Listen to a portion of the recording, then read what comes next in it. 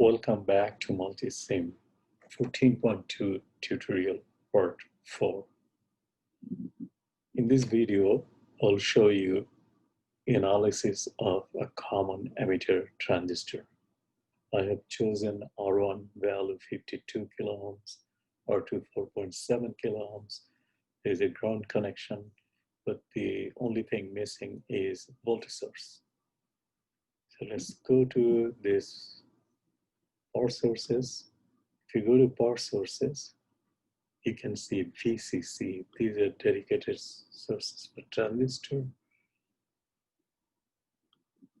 So I connect here and let's change this voltage. I like to keep it 10 volts.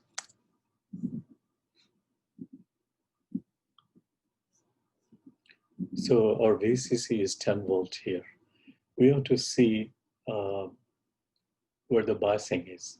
So if there is any single instrument or single place that we like to measure voltage or current, that should be collector emitter voltage in this circuit. So I like to use a probe, voltage probe.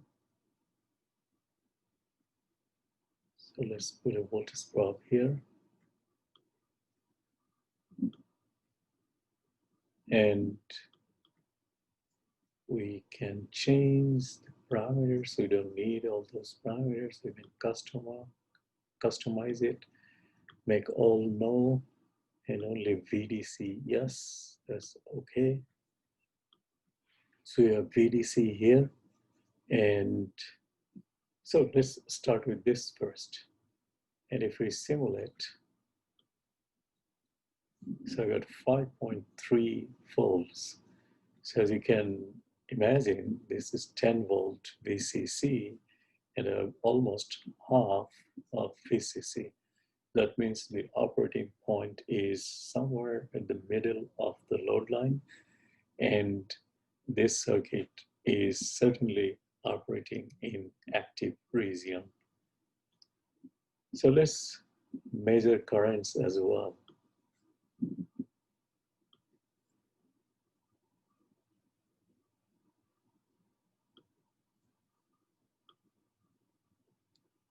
Okay, so for currents, we will do the same thing. We'll customize it or make everything no, and just for IDC, yes, because we want to measure IDC. And let's put another current probe at the base.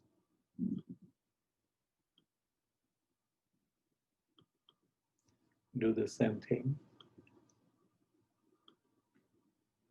No to all, but yes to IDC. So we're measuring just IDC. And now simulate. So we have 5.3 volts, 4.7 milliampere, which gives here 4.7 volts drop across R3 or RC, which could be. Then we have 28.6 microampere base current. So if we divide these two, we'll get about 165, which is the beta value for this transistor, and which is correct.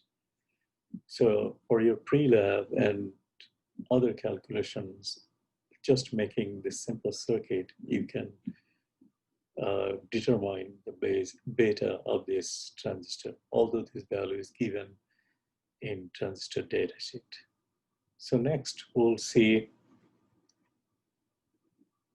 the effect of R2. In order to do that, let's stop simulation. Let's remove this probes, right click and delete, right click and delete. These are gone. Now, to know the effect of R2, we will do parameter sweep. Now we are here, we have a whole bunch of different analysis. So we'll go to parameter sweep.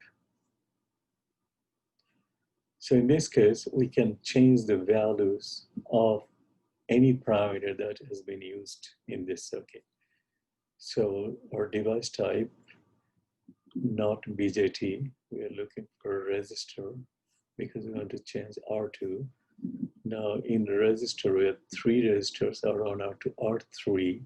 So looking for R2, this one. And what we are trying to see, resistance, current, or temperature constant, temperature coefficient, power, etc. But we want to see the resistance effect here. We are done selection. So the R2 value should start from 0 and it should go up to 10 volts. And with an increment of,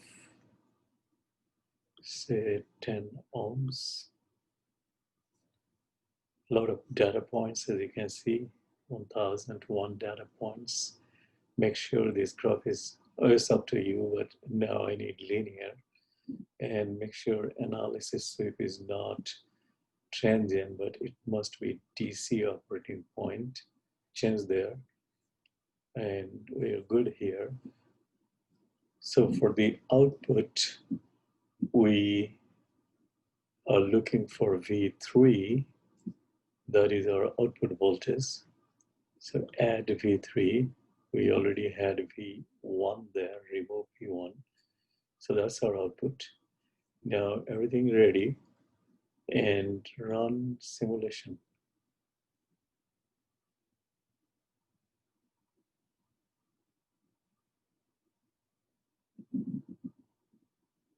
It's getting there.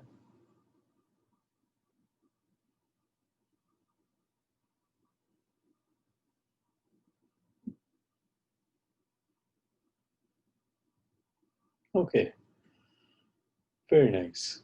Thanks for watching.